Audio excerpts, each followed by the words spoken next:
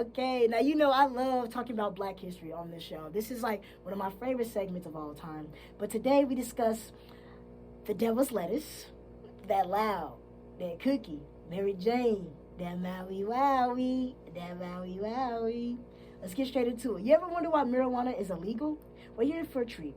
Now, you know what I find extremely funny is that how some old heads love to say this generation is soft, right?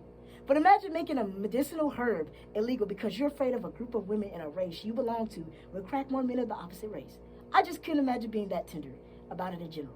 In the 1930s, Harry J. Anslinger, the head of the Federal Bureau of Narcotics, he was the head, not the assistant, but the head of the Federal Bureau of Narcotics, turned the battle against marijuana into an all-out war. Some believe that he was motivated less by safety concerns, but on a high-profile campaign that relied heavily on racism.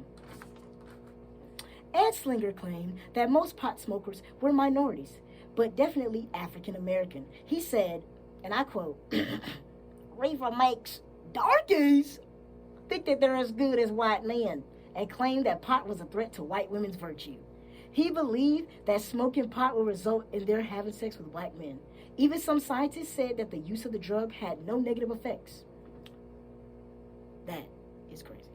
Imagine like just all the things that you go through and how it makes it illegal because of this one fact. Dog, if you're gonna be anything in life, be for real.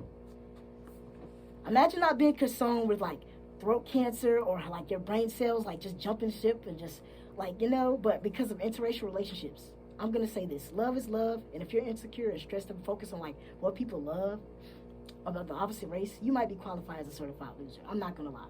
Never have I ever been that tender about that. Okay? Like you seriously got self-esteem issues to put that law in place. Seriously. Okay. There we go. All right. Let's talk about some albums